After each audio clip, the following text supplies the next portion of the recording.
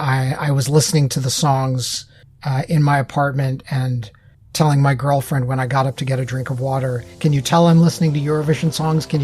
Are you enjoying the oonce, oonce, oonce of the beats I'm listening to right now?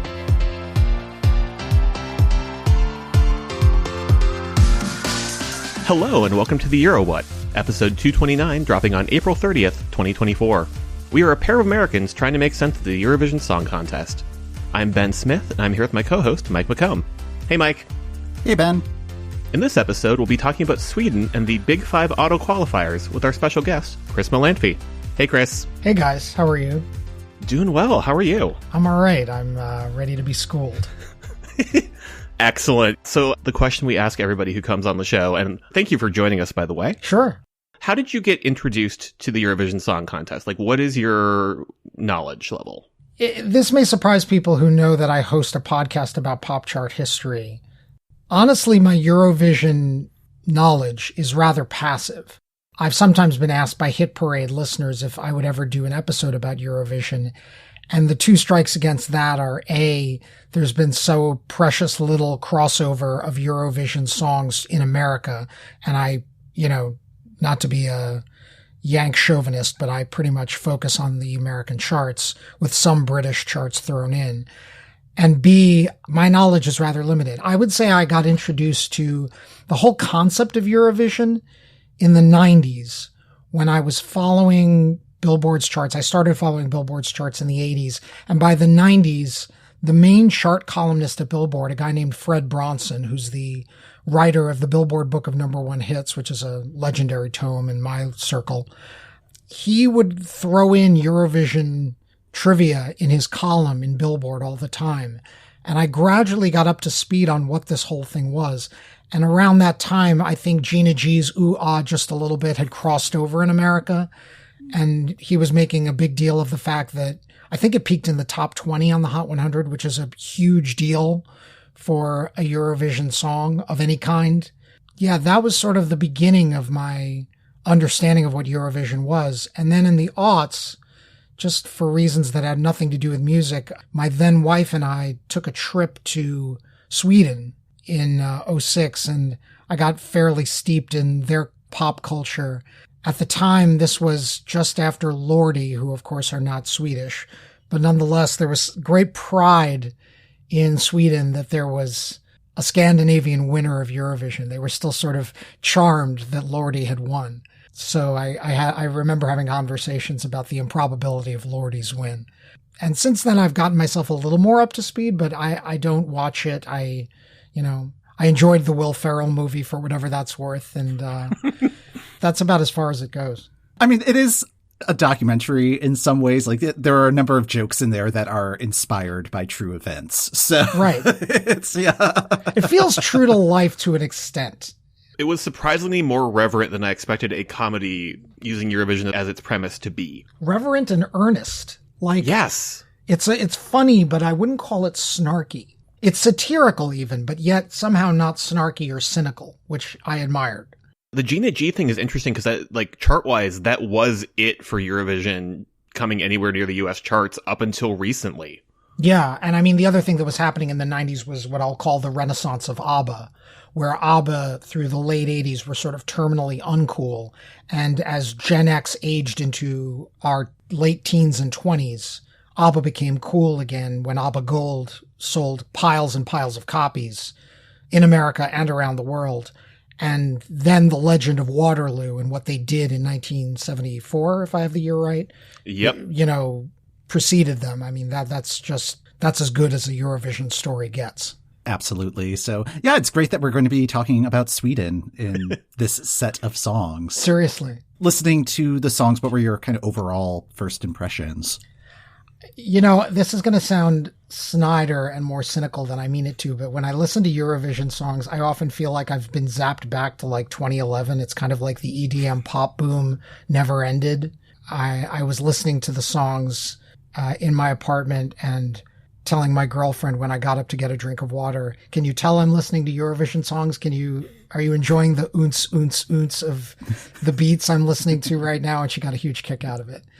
I mean, I don't think there was a song in the bunch I actively disliked. I'll say that. I think I at least liked all of them. But some of them are doing something a little more cutting edge than others, in my general opinion. This set is the group that has already made the final. So this is the Big Five: France, Spain, Italy, Germany, the United Kingdom, and then our host nation this year, Sweden. The Big Five have been doing better in terms of song selection the last few years, but there's like a chip on everybody's shoulder when it comes to like the voting on these, because like they made it through. Right. And so explain to me the machinations of this, because this always mystifies me. Because they are the Big Five, they're pre-seeded, as it were. Yeah, so like these five nations are contributing the most financially to the cost of putting Eurovision on. So as a thank you for that, instead of getting like a nice little commemorative tote bag, they get automatic placement in the grand final. Which, to your point, then makes some of the voters a little cynical that, like, these are the privileged nations. Ergo, they better come with something world-beating. Otherwise, we're probably going to deliberately vote them down. Am I being too cynical asking that question? I mean, it wouldn't be voting them down. That is one thing about Eurovision is you are voting for songs. You don't vote against anything. Good point. But in terms of like the pulse of the average televoter, I don't know if it can get that granular. Like, I think there may be some people who are just like, oh, I'm never going to vote for Germany because of X reason, or like the UK always sends type of song, even if they hadn't sent that type of song for the last 30 years. Right. I mean, I suppose the interesting question would be, and maybe you guys know this off the top of your head, or maybe you don't, how often have the Big Five won in the last, 25 years? Is it? So Italy and Germany are the only ones to have won since they've had this automatic entry into the grand final. France has done well. Mm-hmm. Spain, not so much. Germany has, even though they've won, they have struggled quite a bit the last few years. Mm-hmm. UK, if UK did not have the Big Five status, I'm not even sure if they would still be in the contest. They were having that rough of a go the last 25 years. Wow. The last 5 years, France has had a second place, the UK has had a second place, Spain has had a third place, and that was the same year as the UK second place, where like both of them got their act together. Again, Italy had a win, but yeah, so like there's been some high highs, but there's been a lot of low lows. And that Italian win, may I say, I am a huge fan of Zitte Buoni. That was not only my favorite Eurovision song of at least 10 or 15 years, but it was my favorite song of that year period. I was a huge, huge fan of that song. Like, I actually ranked it atop my singles poll. What was that, 2020? 2021. 2021, that sounds right. I realize people have mixed feelings about where Måneskin have gone since then, and the album was not spectacular, but I just thought Zitte Buoni was a killer song, and I was delighted when it won. Maybe I'm showing my bias there. For whatever it's worth, you would never know this from my Irish last name, but I am Italian on my mom's side, Cuban on my dad's side. So I've got a little Latin and I've got a little Italian. So when the Italians won, I must say I was kind of chuffed about that.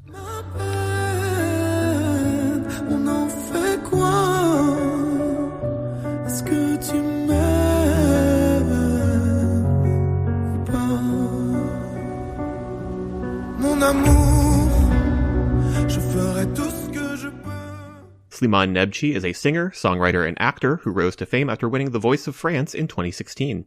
He has released 4 albums, 3 of which reached number 1 in France and have also reached the top of the charts in Switzerland and the Walloon region of Belgium. Slimane spent 2 seasons in the coaches' chairs on The Voice Belgique, where he coached Elliot, who would go on to represent Belgium at Eurovision in 2019. Slimane also coached Oceana, the act that won the first season of The Voice Kids Belgique. Last year, Évidemment by ZORRA finished in 16th place. France surprise dropped their entry Mon Amour in November, making it the first selection of Eurovision 2024. Mon Amour is written by Slimane, Yaakov Salah, and Meir Salah. France will be voting in the second semifinal, and the showcase performance will happen between Czechia and Austria. Chris, what did you think of this one? I liked it. Is it fair to say that this is, let's call it a post-Duncan Lawrence arcade kind of ballad? It's got some of that drama, a bit of the torchiness. I watched the music video and I find him a compelling singer to watch. He really puts his all into the performance. But in most regards, the song feels like your garden variety power ballad It wasn't my favorite of the bunch, but I liked it fine, I guess I would say. Yeah, I think I'm in kind of the same headspace with that, where this is exactly what France wants to send every single year. The fact that they dropped it in November, I don't think makes a difference. Like, they would have dropped this exact same thing, 0 changes, in March.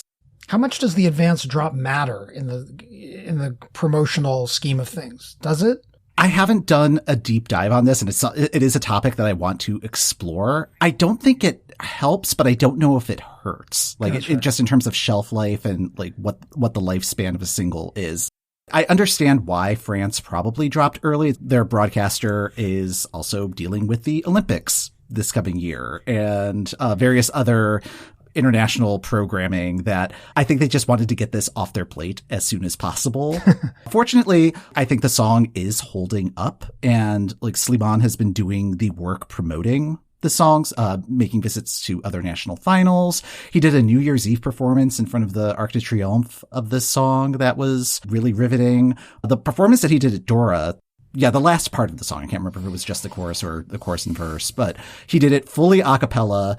They could hear it outside the arena. It was that powerful.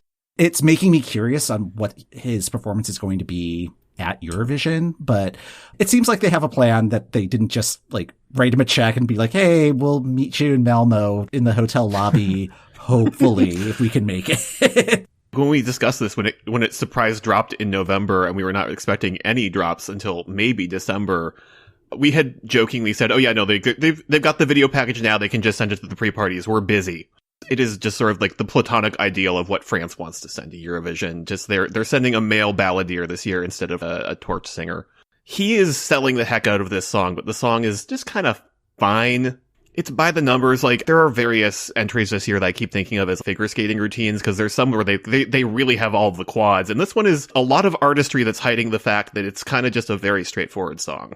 I would agree with that assessment entirely. I find him more compelling than the song, honestly. Yes. Oh yeah, no, like I have in my notes, he's a great singer. I just wish the song was more interesting. And like the live performance from ZORRA, I'm wondering if they're going to do that same stepping away from the mic and just like blasting it with his voice in the final. It would not surprise me if they do. Even though I had not like reread our bio and knew that he had been through The Voice, I'm like, this is a very Voice winner thing to do, of just sort of reality TV winner.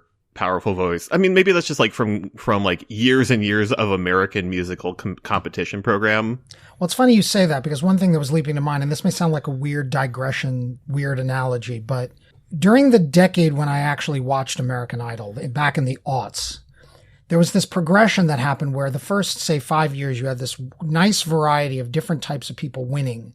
And then all of a sudden, sometime around year 5, they started allowing performers to play instruments, and a progression of fairly boring, cute boys just kept winning. And it was kind of like people were voting for the performer, like, I'd like to take him home to my mom, rather than anything they were performing. You know, the famous example is the perfectly nice Chris Allen winning over Adam Lambert in whatever year that was, 08, 09, I can't remember. The analogy I'm making here is Slimane is fascinating to watch as a performer, but, you know, the material just is what it is. It's almost like, are people voting for the performer or are they voting for the song? And the song is not all that interesting. My last note on this song was that this is the most old school entry in this year's field. So I think it is going to have an advantage for people who want, like, there are people who still want the orchestra at Eurovision rather than the pre-recorded tracks. And I think that this is going to appeal to that kind of audience member. But I think there's still enough modern about it and attractive, magnetic might be the way to describe Slimane. It's just like, okay, yeah, I'm interested in what you're selling. What else do you have? Like, I don't necessarily want this, but what else is in your catalog? So this is one where I'm excited about the showcase performances, because that is something that is new this year, where the big 5 countries and the host country will be performing during the semifinals. They're not being voted on, but they are going to be mixed in with the lineup of the other entries. So the home audience is going to have a chance to see what the stage of performance is going to be like before the big final show on that Saturday. Like, I think this is one where if that performance goes really well, it could create enough buzz going into the Saturday show. Do you guys find that there are voters, to your point, that there's a block of traditional ballad voters, and that's what they're looking for, and they're voting that way?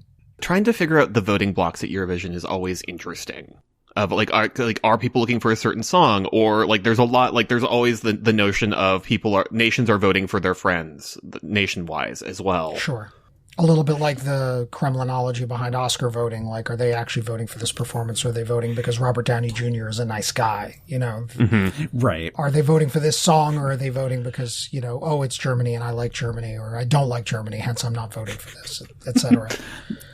Right. Apologies to Germany. We don't need to make you a punching bag, but seriously, but you have earned it the last few years. Yeah. There's probably got to be a block of voters who are not voting as a block. They're not coordinated, but they are looking for a traditional ballad. They are looking for the equivalent of, what's that song from the mid-70s that competed in Eurovision? Eres tu. Eres tu, oh, yeah. Yep. They want another Eres tu. Yeah, they just want that big, lush orchestral ballad, and like that's what this one sort of fills that niche. I'm not sure I get a winner vibe from this one, but like I feel like if this goes well, just slot him into either like the opening or closing ceremony of the Olympics. Sure. Like lyrically, this is like pleading with a lover, but just like every time that I've listened to this song in the days leading up to chatting about this, and maybe it's just that the Olympics are coming. I'm just like they're gonna he's gonna show up. Right. Why wouldn't they? I mean, he's handsome. He's fun to watch. He's compelling. I found myself stirred watching him sing the song, even as the song wasn't knocking me out. France got their money's worth. Their plan worked. So, good for them on that. So. Right.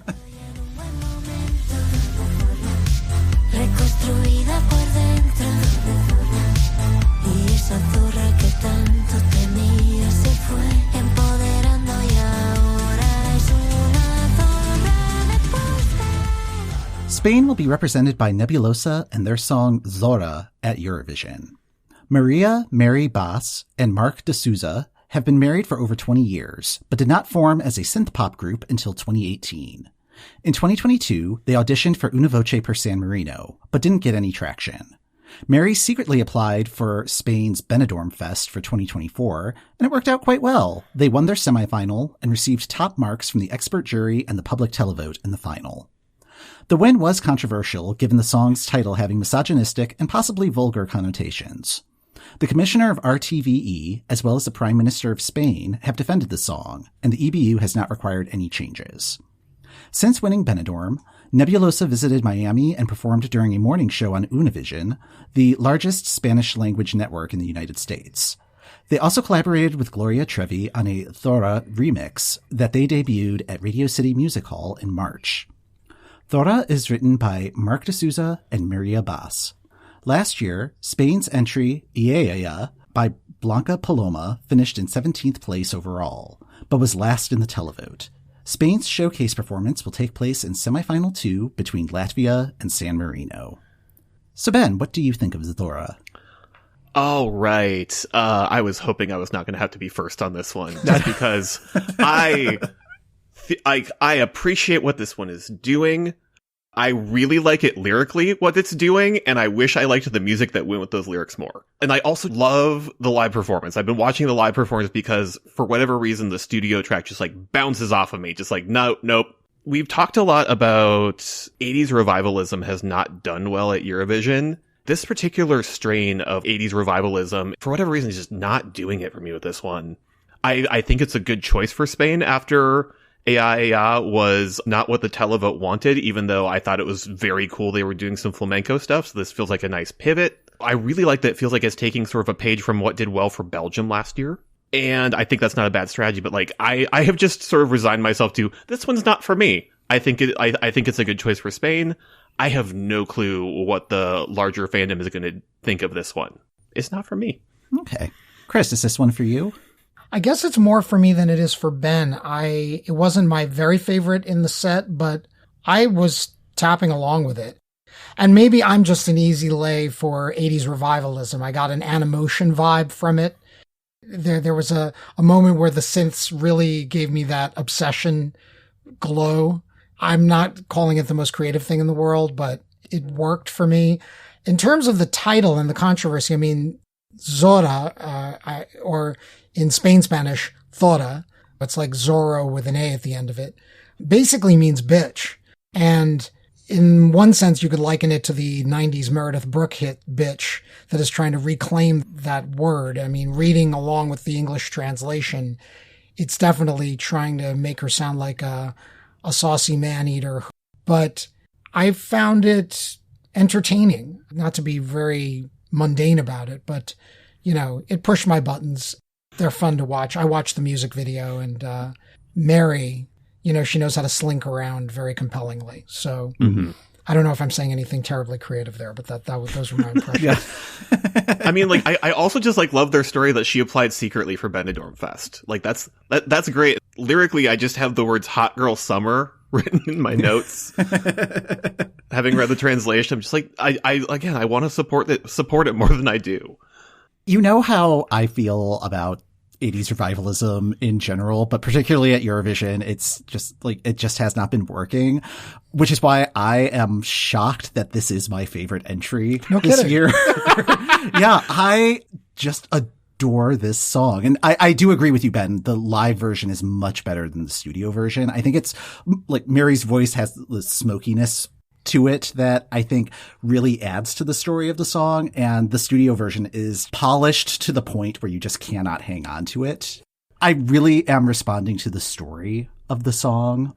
There's this webcomic that's been around, I think it's been like 20 years, Dinosaur Comics, where it's 6 panels. It's the same 6 panels. It's the same panels. Yes. And there was one that came out, I want to say this was like 15 years ago at this point, but it was talking about the Walk of Shame and how that's a stupid name. It should be called the Walk of My Night Didn't End at 10:30. And I think that this song has that same sort of vibe to it. And yeah, like every time I listen to it, I feel a little bit radicalized, or like just really just being like, yeah, you tell them.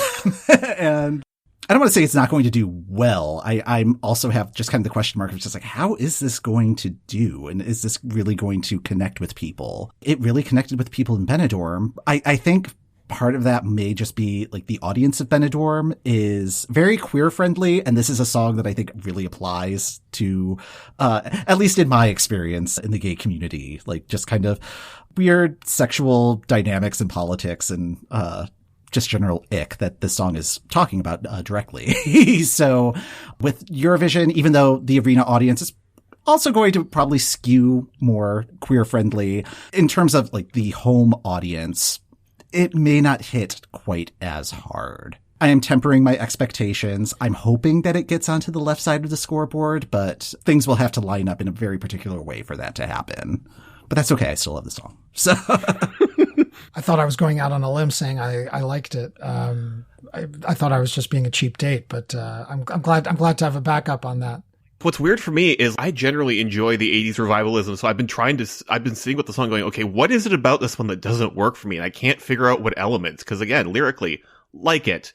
This is the sort of thing I like musically. Why is this one not working? It's not for you, as you said before. Exactly. And like, yeah, it's just realizing that there are many songs in this Eurovision, and they don't all have to be for me.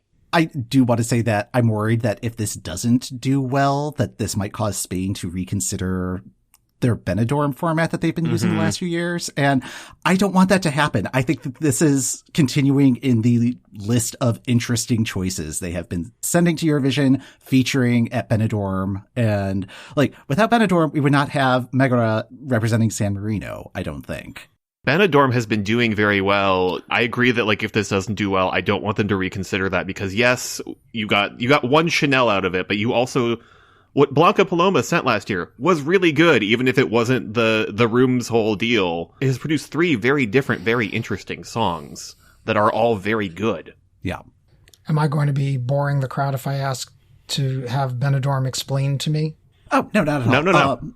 Benidorm Fest is a week-long music festival that they brought it back from a hiatus 3 years ago and decided to use it as their way of selecting their Eurovision entrant. In 2022, the song that was selected ended up placing 3rd at Eurovision. So it's like, all right, yes, the format works. Last year's entry was very artsy and maybe a little too conceptual for a general audience, so it just did not really connect, even though it was really visually stunning to look at. The festival itself is structured very similarly to Eurovision. It's a combination of jury voting, demoscopic voting, and televoting to determine the winner.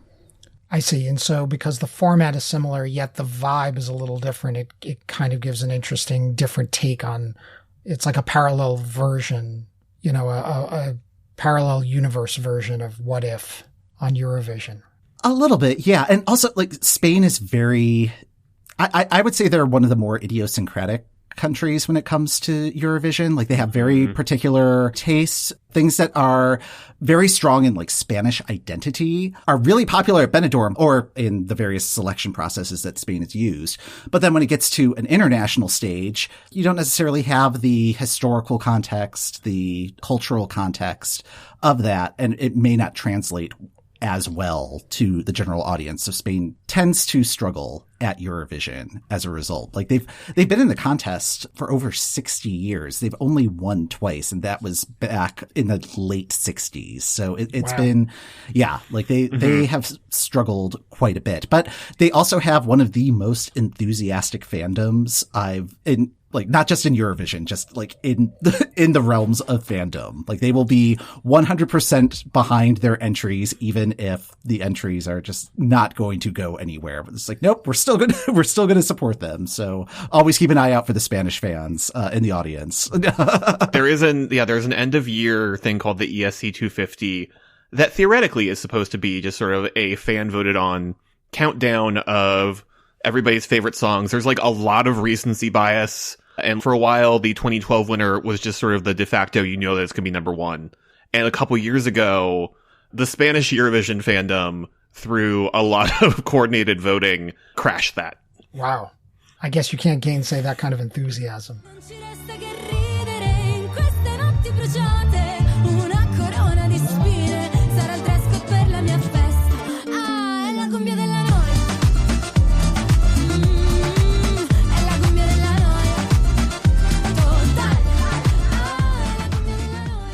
Italy has named a woman.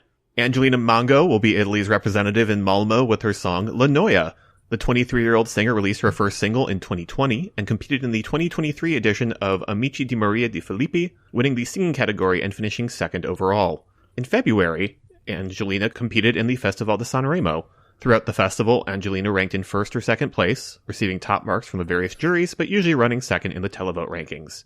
During Covers Night, she performed the song La Rondine, a song made famous by her father. Angelina would go on to win the festival, the first woman to do so since 2014. La Noia also won the festival's Press Room Award and the award for Best Composition.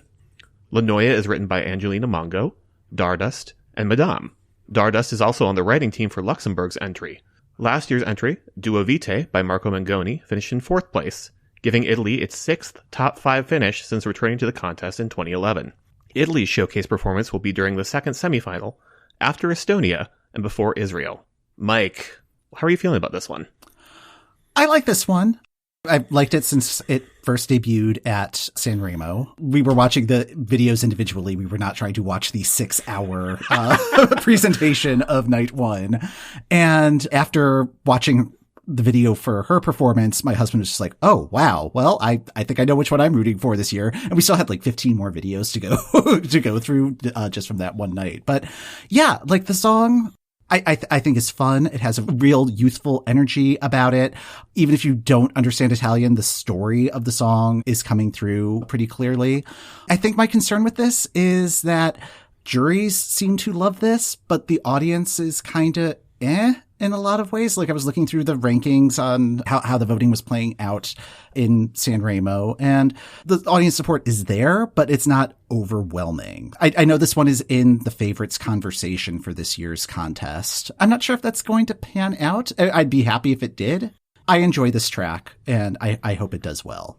I don't know if anybody's going to think I'm in the tank for my heritage or something here, but this was my favorite of the set. I really think this is a banger. I think it's also the most original combination of styles and sounds. For one thing, the beat at various stretches almost sounds like reggaeton, and yet, you know, it's not Latin. And yet the melody sounds very Italian to me. This is a weird analogy, but like, it reminds me of how in the early 80s when all these Umberto Tozzi songs were getting re-recorded by the likes of Laura Branigan, you could still tell the melodies were fundamentally Italian. And there's still a fundamental Italianness to this melody that I really like. And as for Mango herself, Angelina Mango, she's got flow. I mean, the thing that to me is the most cutting edge about this record is that it almost exists in a post-Drake world or a post-Beyonce world where singing in cadence is a tantamount to rapping. And yet she's not rapping exactly, but there's a real syncopation to her singing that I find very appealing and very current, actually. So yeah, this one worked for me on a number of levels. Italy is always spoiled for choice with Sanremo. This one was in my little pack of favorites, like with what little of it I could watch due to time differences. But I was rooting for her. I was rooting for Annalisa. This one has grown on me the more I listen to it. And I think it's like the same kind of mixture of things. Cause like there is a sense of flow. There is a sense of percussiveness. The percussiveness. Yeah. Typically, the thing that I associate with Italian music is that it tends to be matchy-matchy. And that lyrically and musically, if it's happy, it's happy. If it's sad, it's sad. This one, lyrically, is kind of on the sad side, but it's very up-tempo. It's very peppy. It's very cool to see them do that. I am really interested to see what they do with the staging for this one. The Sanremo format, everybody is in that theater, and you occasionally see some stage stuff going on, but like a lot of the time it's very much just like performer performing their song with the orchestra. And I feel like staging has not always been Italy's strong suit with the contest, especially since they've come back. Their songs have been very solid, and they've occasionally had some interesting staging ideas, but their stagings tend to be pretty straightforward. Is like when Måneskin won, it's like, hello, we're a rock band, we're performing our song. That was a great performance, and it was what we wanted. But like this one, I don't know what they're gonna, like, I have a hunch it's gonna be a pretty straightforward performance, because it's what they do. Which is weird, because one of the things I found compelling, I watched the music video. The music video is giving post-Billie Eilish vibes to me, with a soupçon of Lady Gaga. You know, it is admirably weird and even queer, I would say.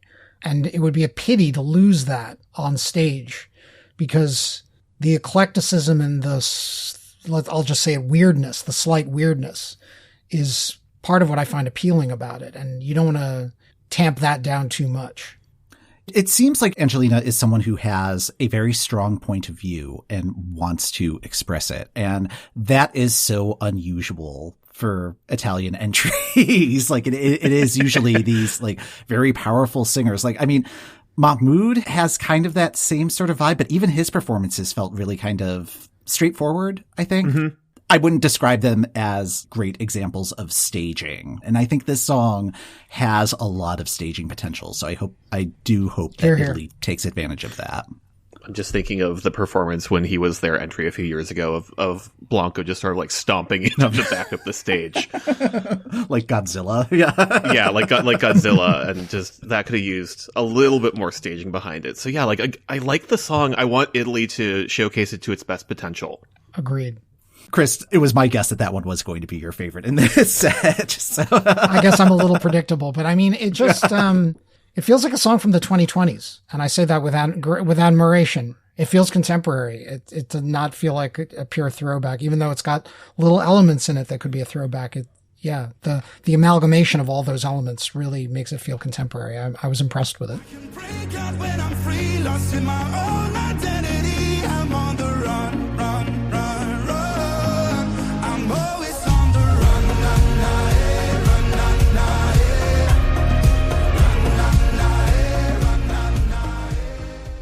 ISAAK Guderian will be Germany's Eurovision representative with his song Always on the Run. ISAAK started his music career as a street musician. His first TV appearance was back in 2011 when he auditioned for X Factor Germany. He started composing music during the early stages of the pandemic and would go on to win the program Show Your Talent in 2021. Germany's national selection, Das Deutsche Finale, featured 9 songs. ISAAK won the international jury, receiving top points from the UK and Austria. ISAAK also won the public vote, guaranteeing his ticket to Malmö. Always on the Run is written by Greg Taro, ISAAK Guderian, Kevin Lair, and Leo Selminen. Last year's entry, Blood and Glitter by Lord of the Lost, finished in last place, though it was the first German entry since 2018 to receive points from both the jury and the public. Germany's been struggling, y'all. ISAAK's showcase performance will be in the first semifinal between Iceland and Slovenia.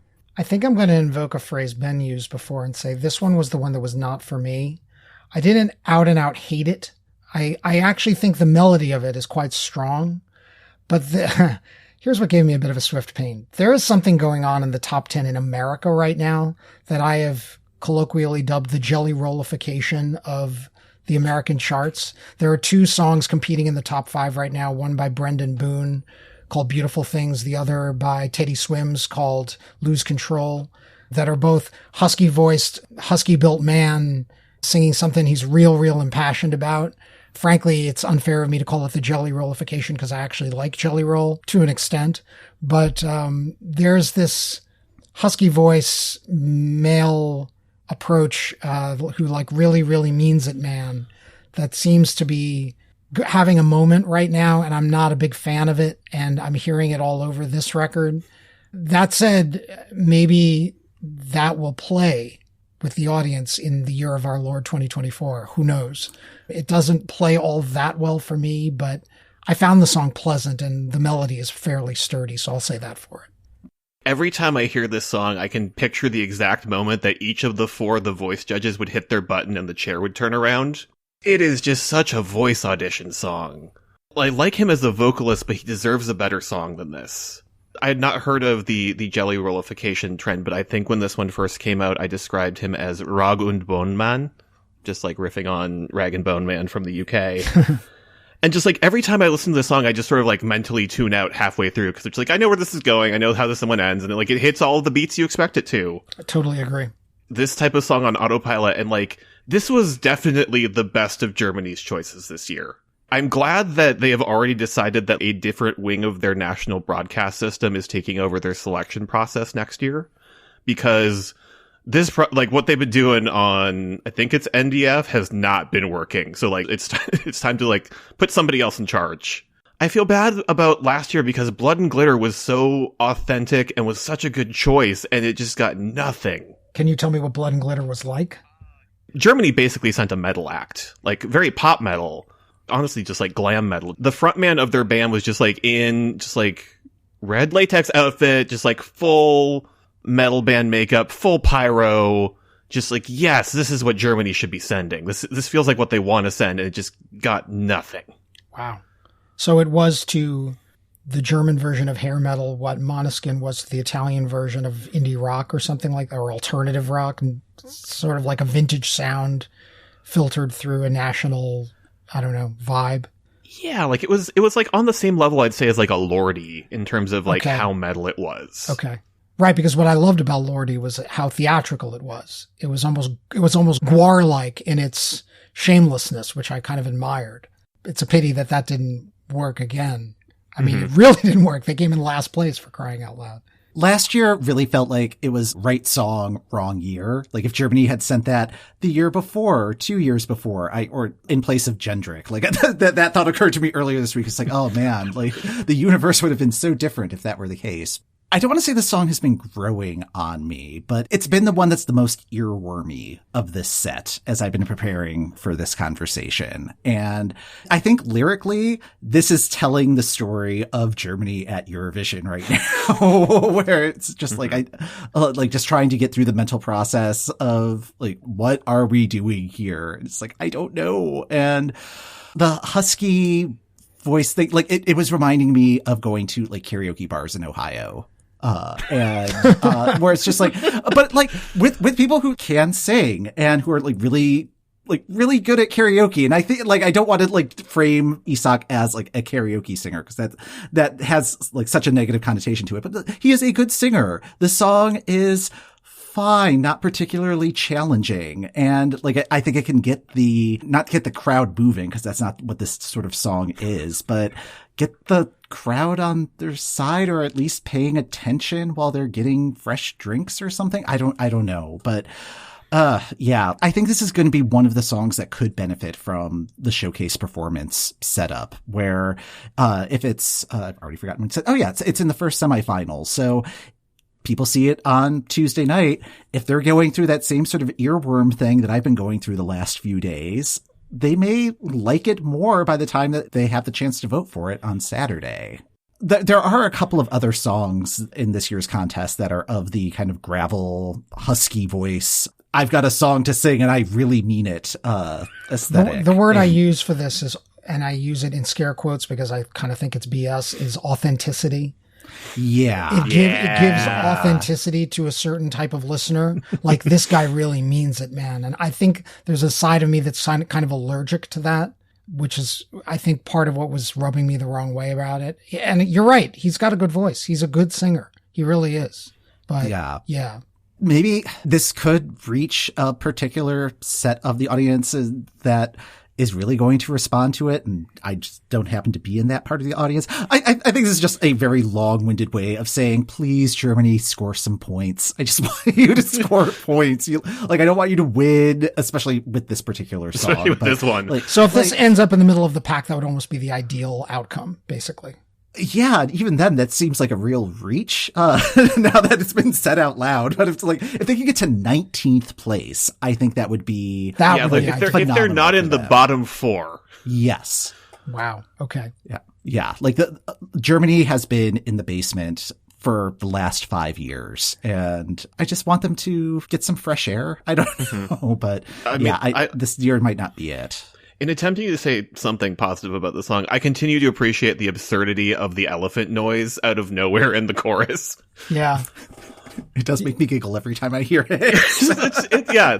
It feels like the YouTube remix that someone has done to just, when they're doing a supercut of, Eurovision 2024 was so crazy. You make me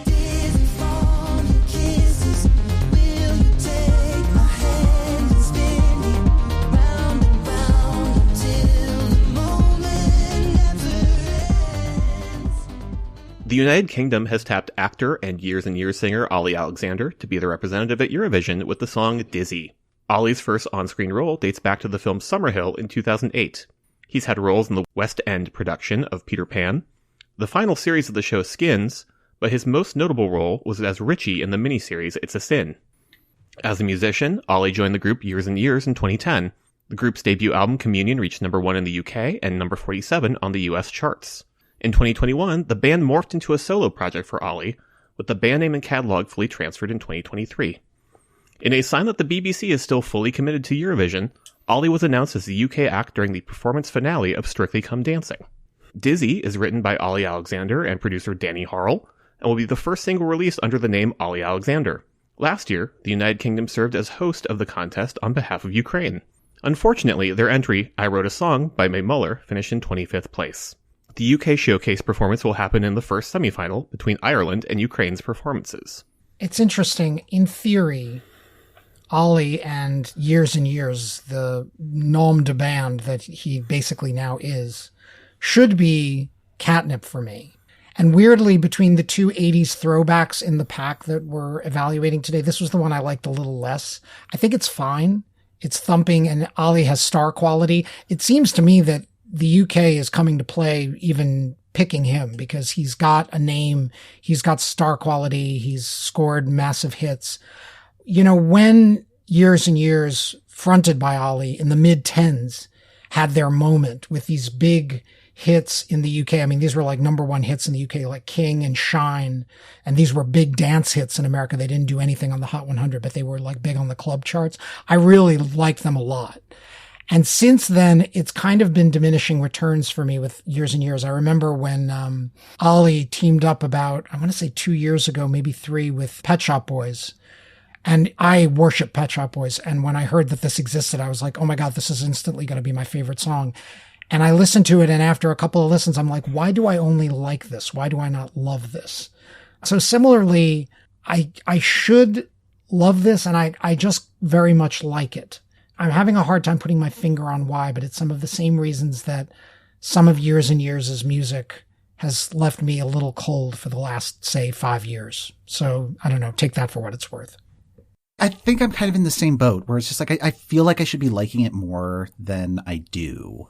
The overall structure of it just really kind of reminds me of For some reason, I keep thinking of the movie Tootsie, where it's like towards the end of the birthday party scene, and they're just kind of like noodling on the piano, and the party's wrapping up. You're playing music, but you're keeping it quiet because the neighbors are going to be asleep because it's like 2 a.m. And it feels like this song might be a product of that kind of noodling creative process. Yeah. Mm-hmm. And the track is a little bit sleepy, or like a little bit more sleepwalking in terms of technique, and just kind of like, oh yeah, like I can just do this. Not putting 100% effort and 100% maximalism into the track, which I think is an interesting choice this year, given how much maximalism will be happening at Eurovision. So this has the potential of being a real palate cleanser in the overall field.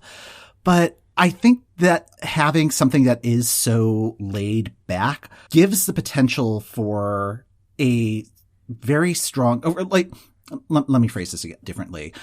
I think the canvas is blank enough for what the performance could be. Even though the track is kind of sleepy, what is going to happen on stage could end up elevating it in a way that is really going to get a response from the audience.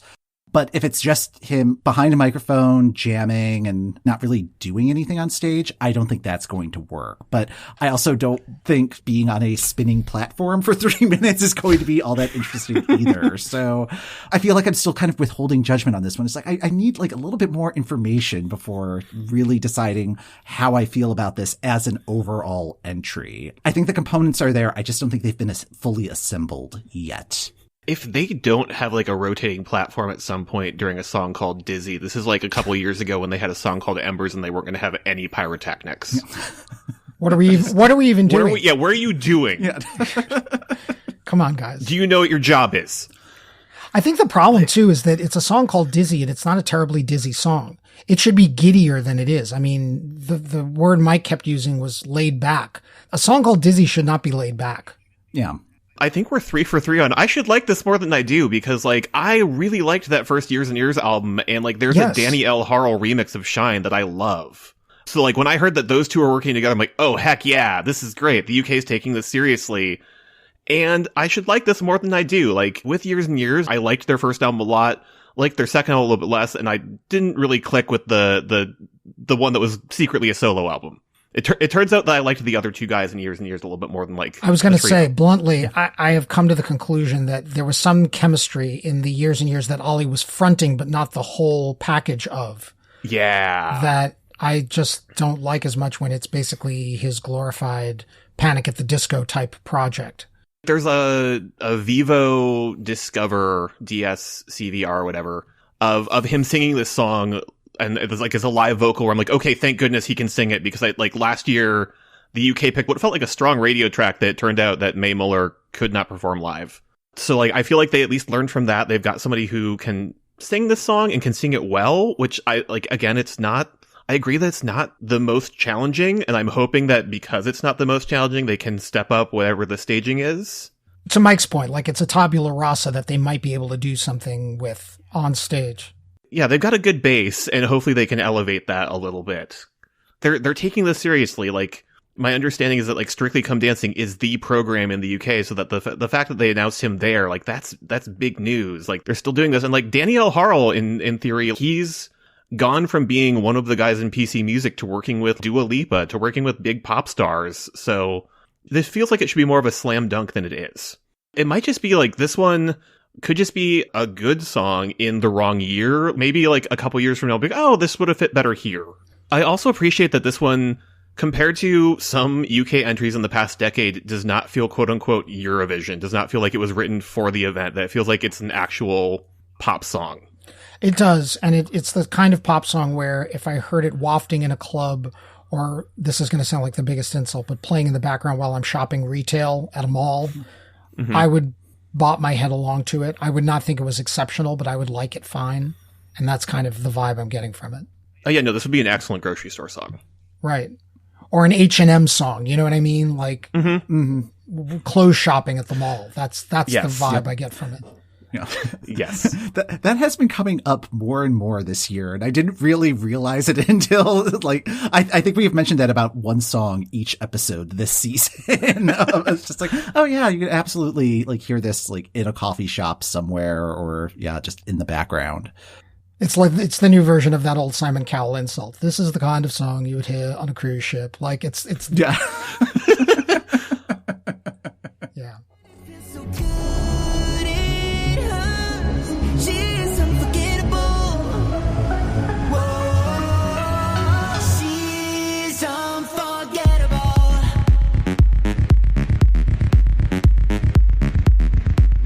She's unforgettable. Identical twins Marcus and Martinus Gunnarsson won Sweden's Melodifestivalen with the song Unforgettable and will represent Eurovision's defending champion Sweden. The boys, who are originally from Norway, won their home country's Melody Grand Prix Junior in 2012. They've released 3 albums so far, all of which reached #1 in Norway and paved the way to being a support act for Jason Derulo in 2018. After they won Masked Singer Sverige in 2022, the duo made their Melfest debut in 2023. Their song Air nipped at Lorene's heels on the scoreboard, but they had to settle for second place. At this year's Melfest, Eminem dominated the jury and the televote, guaranteeing a road trip to Malmö. Unforgettable is written by Jimmy Joker Thornfelt, Joy Deb, Linnea Deb, Marcus Gunnarsson, and Martinus Gunnarsson. Jimmy Joker is also on the writing team for Austria's entry, while the Debs co-wrote Malta's song. Sweden earned its 7th win in Liverpool with Tattoo, tying Ireland's win record, while Loreen became the 2nd performer ever to win Eurovision twice. Sweden's showcase performance will be between Moldova and Azerbaijan in the first semifinal. As the host country, they have already drawn their position in the grand final and will be opening the show on May 11th. First, Chris, I have a question just based on the most recent episode of Hit Parade. Sure, shoot. Are Marcus and Martinus a boy band? I mean, they definitely give boy band. There's energy there. Yes. Well, yeah. Two members. Two members is the tricky part, though. That's the tricky part. I all the boy bands I talked about, nobody had fewer than 3 members. You know, Jonas Brothers are about as small as it got. So that's the hard part. But yeah, in every other regard, they definitely give boy band. Yeah, it's very much boy band. I'm not sure it's like current boy band, though. Like, as someone who has been getting progressively more tired with Sweden's process the last couple years, I'm delighted that this is opening the show and that the song is called Unforgettable, just because it feels so bland and forgettable to me. The staging is the most interesting thing about it for me, because they're doing this expanding wall thing, and Sweden always does these very large stagings and will bring them exactly as they were in their national final to a stage that they then had to figure out how to shove it in there. And like, I'm kind of amazed that given what we've seen of this year's stage design, they're still doing that at their home Eurovision. I don't know what to do with this one. Like, it's professional. It feels like Spotify filler to me. I'm definitely more positive on this one than Ben is. I think this is probably my second favorite in the set. Professional is the right word. I'm not sure it's a pejorative. Frankly, I was scouring the credits of this one to see, did Max Martin or anybody from his associate team, you know, from whatever his studio is now called, were they affiliated with him? Because it's got melodic math, to use that tired Max Martin phrase, up the yin yang. It's so well balanced, almost to a fault. I like what's going on with the scattering synth in the background that's kind of providing counterpoint while they're singing on top of it. If I may compare it to something else Max Martin had a hand in, it reminds me a little of what The Weeknd was trying to do with succeeding and doing with Blinding Lights. It's got 80s techno-pop energy, but kind of refurbished for something more current. It's giving me Swedish energy, and I realize they're Norwegian, but it's giving me Swedish energy in the best sense of like, God, these guys know how to throw a pop song together. I mean, it's just kind of, it was instantaneously pleasurable for me. So I'm not claiming it's reinventing anything necessarily, but I see why it's in the competition. As the reigning champion of Eurovision, you want to send a song that proves that, yes, we should have won last year, but isn't too good, because then you'd have to run it again. Right. Fair point. And like, I think that fills that brief. Oh, I guess I have to talk about it now, huh? Like, I don't actually have any notes in my little text file here, just because this just feels like the same thing that Sweden sends every year or tries to send every year. And I think Sweden's just not for me. Like, I just find this boring and expected. I understand, like, why it works. I just, like, it's just not for me. It works, and so what? I think it is hitting, like, all of the, what is kind of expected at Eurovision, just like the electronicness of it and the visual presentation, but like it feels like it doesn't have a soul. Like, it feels like it's just kind of like a plastic doll of a song. And I probably should have written something down just so I could better articulate this, but it's just like, whatever. Most listeners of this show will know that, like, I complain about Sweden just about every single year. And it's just like, I feel like I'm saying the same thing year after year. This is the Swedish industry, like the Swedish pop music machine in full effect. And they're good at what they do. And there's nothing surprising about it. And maybe that's where I'm disappointed. And that is just like, oh yeah, like, this is what Sweden will send this year. They will send a variation of this next year. The year after that, it'll be kind of 2 degrees removed, but you can still see that this was like the original version of that. And this year's version is an evolution of 2 years ago. So, I mean, it's just not a recipe that I'm interested in. Like, I feel like a couple years ago, they sent Cornelia Jacobs with Hold Me Closer, and that felt like a potential new road for them, or like there was some soul in her voice. It felt like it was playing to the template Sweden likes, but like there was just enough new. There was like, oh, they're trying some new stuff. And it's felt like after that, which that did well, they've just sort of gone back to their comfort zone. Including what won last year? As soon as Loreen got announced last year, Loreen won in 2012 for Sweden with Euphoria, and that's the song that's been the top of the ESC 250, essentially for a decade afterwards, where it's good. It is a solid pop song. It is a very good 2012 pop song, but I think that there has been more interesting stuff at Eurovision since then.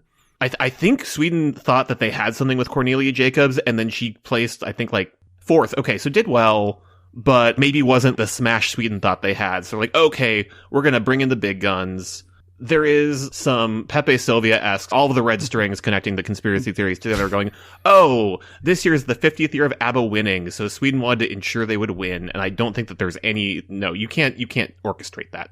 But like Loreen's song last year, Tattoo, was fine, but it's sort of Sweden on autopilot. As soon as she got announced in the lineup, it felt like a predestined deal that she was going to go to Eurovision, and if she went to Eurovision, she would probably win. Both of those proved to be true. But from like the contest perspective, it became clear that it was going to be Loreen versus Karia's Cha Cha Cha, which Tattoo was very smooth. Cha Cha Cha just like had a lot of texture and a lot of visual interest, and like you knew that Sweden was going to send the same thing that they sent at their national final, and there was, I don't know, it was sort of the expected versus something new. I don't know if I'm experiencing what I will, pun intended, call Stockholm Syndrome, where years of reviewing efficient pop songs has led me to appreciate that kind of craft. And maybe I'm just not as sick of the Swedish machine, and it is a machine, as you guys are, given what y'all focus on. I took one listen to this, and my first thought was, this is very professional and efficient, and damn, these guys can throw out a good pop song. And I even found it interesting in as much as, again, that counterpoint between what the electronic track is doing underneath and yet the sort of metronome-like vocals on top. That hit my pleasure centers. But maybe I'm just a soft touch for this kind of thing because it works on me and has worked on me. You know, I just got done writing about Ariana Grande a few weeks ago, who gave Max Martin his, I think, 24th and 25th American #1 hits with songs that are not too far removed from what we're hearing here. And to varying degrees, I liked both of them. I particularly like the one she's in the top 10 with right now. But it's all about presentation, and maybe I've just been inured enough to it that I'm like, all right, well done, way to play the game. The analogy that I've come up with is Sweden is kind of like a peanut butter and jelly sandwich, and like you have these ingredients.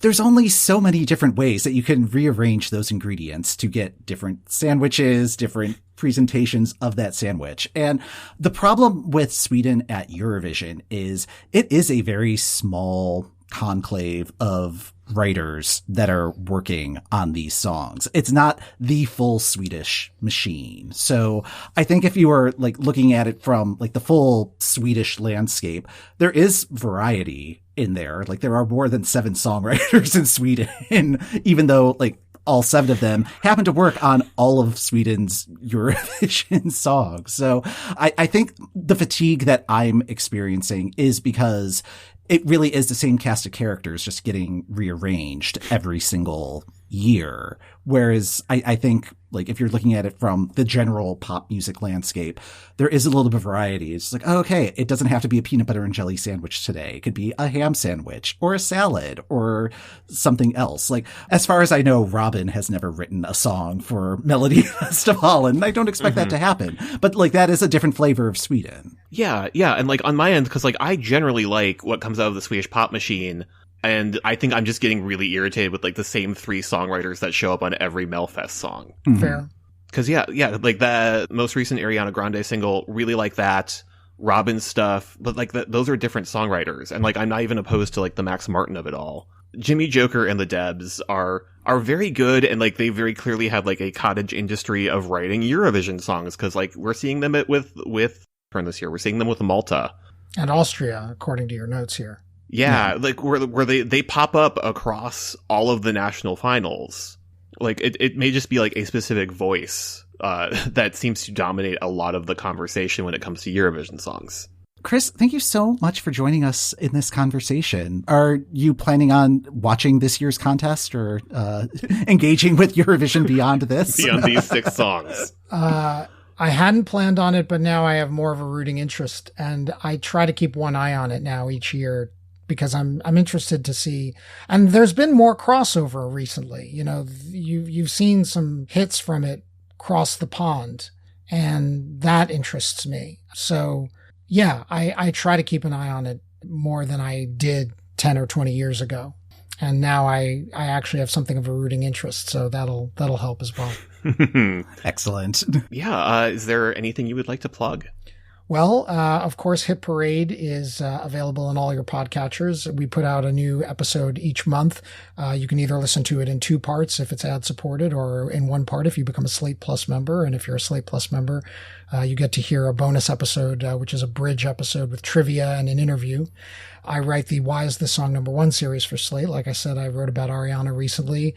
I wrote about Kendrick Lamar just a couple weeks ago. And finally, I have a book out that just came out about 6 months ago called Old Town Road, named after the song of the same name by Lil Nas X, which it turns out is a prism for the history of the charts and genre and race and all of those fun things. So if this kind of conversation interests you, I encourage you to pick up Old Town Road. Yes, yeah, no, it is real good. It is such a good song to look at so many different lenses of the pop industry through. Right, and if you're engaged in this conversation we're having about Beyonce and country music this year, my book is the book for you. Anyway, guys, thank you so much for this. It was really a blast, and I was honored to join you. Oh, thank you, and we were honored to have you. Like this is such a joy. So. Yes. All right, well, that's going to do it for this episode of the EuroWhat. Thanks for listening. The EuroWhat podcast is hosted by Ben Smith, that's me, and Mike McComb. That's me. Our Patreon supporters will be getting our semifinal 2 mega mix this weekend. Check out patreon.com/EuroWhat to sign up before the episode drops. Our full coverage of the 2024 Eurovision Song Contest can be found on our website at EuroWhat.com. You can also follow us on social media at EuroWhat. Next time on the EuroWhat, it's Eurovision week. We do one last check of the news and make our picks for the semifinals.